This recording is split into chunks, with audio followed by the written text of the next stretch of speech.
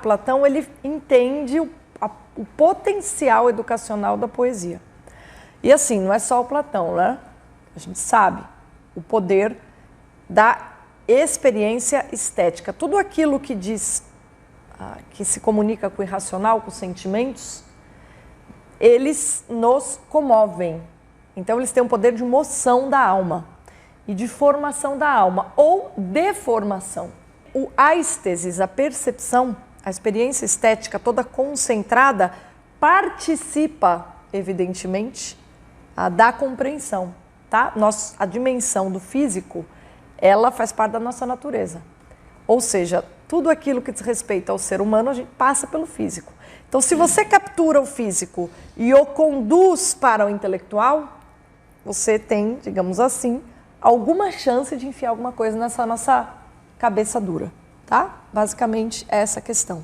Por isso que entre os gregos, o Platão ele observa a educação dos gregos e se dá conta que Homero tinha aquela autoridade educacional absurda por causa do formato poético, porque eram histórias, porque são mitos.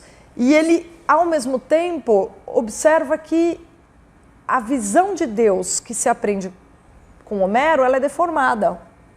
Ela deforma a percepção, porque o ser humano não é responsável pelo que ele faz. A culpa é do Deus, a culpa é da Moira, a culpa é das parcas. Eu só sou um herói que tenho de engolir o meu destino. Não importa se eu for... Seja eu virtuoso ou vicioso, o que acontece na minha vida foi decidido pelos deuses. Tem uma passagem de Homero que o Sócrates cita na República, que ele diz, Homero descreve os deuses de uma maneira meio complicada, né? É como se a vida dos... Júpiter ele tem duas caixinhas de sorte, a boa sorte e a má sorte. E ele aleatoriamente embaralha isso e atribui aos homens. E o Sócrates fala, nossa, essa é uma maneira bem estranha. Por quê? Porque aí os seres humanos não vão atribuir a sua falta de virtude a sua vida ser uma desgraça, vão atribuir ao Deus. Então, isso para Platão, de fato, é uma visão do destino humano, do sentido da vida humana, completamente equivocada. Platão era um homem muito religioso. Religioso em que sentido? Quando ele apresenta a sua cosmologia, tem uma visão claramente teológica ali do lado. A influência que ele recebe dos pitagóricos faz com que ele entenda a filosofia como um compromisso que exige uma conversão, adotar um modo de vida, compromissos. O objetivo dele é a felicidade. A compreensão do mundo implica em você ter alguma noção da ordem do mundo. Ordem essa impressa pelo demiurgo, por alguém, uma inteligência superior à nossa. Então, o Platão ele vive nesse mundo. E esse aspecto de que ele percebe o poder da poesia é um componente da sua filosofia. Mas está na República, que é a sua obra-prima e o seu livro mais influente. E a República foi muito lida no século XVIII, para bem e para o mal. Para o mal, porque dali para frente a gente vai ter uma confusão em cima com o livro, né? Mas um aspecto eles compreenderam bem. Esses iluministas formados nas escolas dos jesuítas, que eram escolas que ensinavam retórica, ensinavam meio trivium, certo? Os colégios jesuítas, ali, a partir do século XVII, eles cuidam de toda a escolarização da França e de outros países da Europa, mas na França é muito claro. Então, na França inteira, os colégios jesuítas formam as crianças. Por quê? Porque é a maneira como a igreja encontrou para, digamos assim, dar a educação que era possível naquele momento em que a decadência estava instalada.